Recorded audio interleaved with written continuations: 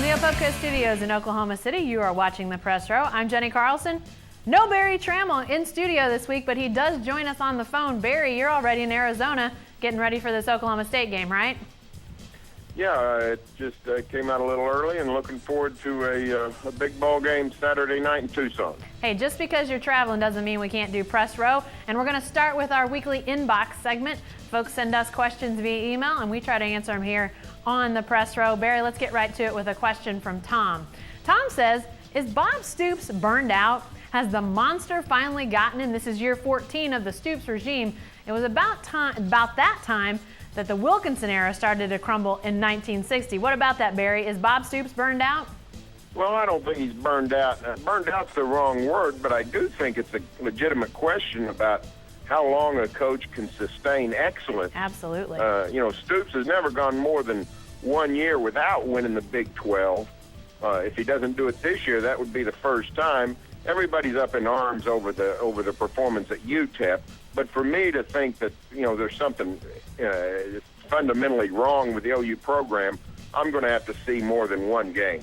Yeah, I would agree with that. There were some issues at UTEP, and I think that they'll be working really hard to correct those. We're not going to know how close they are against Florida A&M, a lower division team, another non-test for a team from our state. But, Barry, I'm with you. I'm not so sure Bob Stoops has let the monster get to him.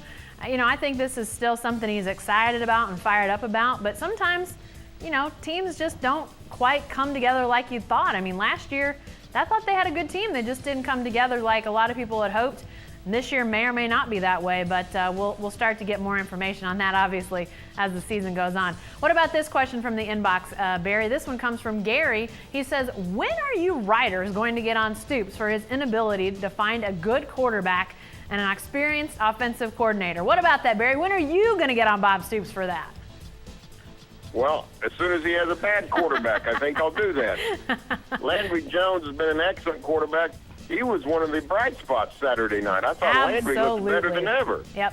His mobility was good. Now, his timing with the receivers was off, but I chalked that up to the receivers. I didn't think the receivers got open. I thought Landry looked better than ever. He's a high NFL draft pick. He's an excellent quarterback. Quarterback's the least of Oklahoma's problems. Now, the experienced offensive coordinator, I think Josh Heupel is a little bit under the microscope because he was young. Last season, there were some good things that happened. The offense produced in a lot of ways, but there were also some areas that it needs improved. So I think the jury's still out a little bit on Josh Heupel. The jury's not out on Landry Jones.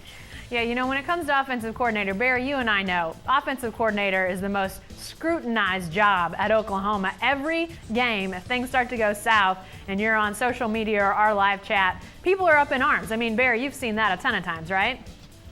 Well, the most popular guy on campus is the backup quarterback, and the least popular guy on campus is the offensive coordinator. It's been that way for 40 years at Oklahoma. Yeah, that's not going to change with Josh Heupel. But, Barry, I agree about Landry Jones. I think Sooner fans should be thrilled that he's back, and they should be even more thrilled after that opener. You're right. He was way more advanced in some areas that were really questionable last year. I think one of the things that I had, my biggest problem with Landry Jones was just that inability to really scramble and look like he was going to make a good decision, make a good throw.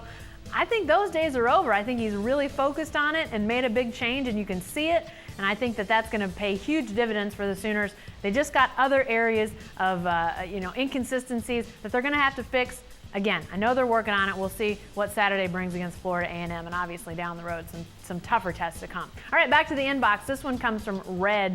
Reg asked, I think in a few states you could put together a district all-star team of high school juniors and seniors that could compete or flat out beat Savannah State, Dallas area, Tulsa, San Antonio, LA, Barry. There's probably some truth in that. What do you think about that Savannah State question?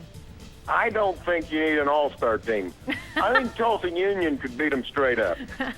Now, I threw my theory past Pat Jones, and he said, I won't go that far. But Savannah State was so totally overmatched. It was a game that should have never been scheduled, should never have been played. I applaud Mike Gundy and the OSU football operation. I thought they made the best of a bad situation. Game could have been 184-0. Yeah, and I was there in person, saw it with my own eyes. There's no doubt about that. Oklahoma State, when they wanted to score with the first teamers in there, they did it with ease. It was almost like a half-speed scrimmage out there at times. So to me, I think the score was the least of the problems. I've heard from some people after I wrote a column earlier this week about these lower division matchups, and some people thought I had taken Oklahoma State to task for how they beat Savannah State. Frankly, I'm with you, Barry. I think what they did was, in a lot of ways, humane, the fact that they kept it where they did. To me, the bigger issue was that they had to play them in the first place, that was what they were left with, and that lower division team came to town. It was the matchup, it was the setup, not the game. I thought, in terms of what they did Saturday, thought they kept it in check pretty well. But yeah, I'm all for ending these lower division games. Not going to happen probably in my lifetime, but I wouldn't mind seeing it brought into a little bit more of a standard with those non-conference games. All right, Barry, last question from the inbox. This one's from Steve. He says, heck, have Oklahoma State play UCO next time and keep that money in state? Barry, I'm all for this. You know what? It's an interesting idea because the truth of the matter is Savannah State's not as good as UCO. Nope. They're a lower division. They're Division II. But I think the day's coming.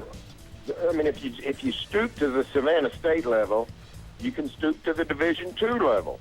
And I don't think it's out of the realm of possibility. And Steve's right. It's economically, it would be a good thing for the state. If you're going to play a team that you're going to beat 84-0, at least write that $350,000 check and let them take it to Edmond and not back to Georgia. Yeah, we see it in basketball all the time, Barry. We see these either exhibition games or sometimes you even have a non-conference game where teams will bring in an in-state foe, and not a potential team that could beat you. It's not like Tulsa, Oklahoma State, ORU playing each other. I'm talking about other levels. You see that all the time in basketball because they want to keep that money in state. If there's an option in state and you have to play a lower division team, I say keep it within the state lines. But again, I'd prefer no more of these lower division matchups against Oklahoma or Oklahoma State.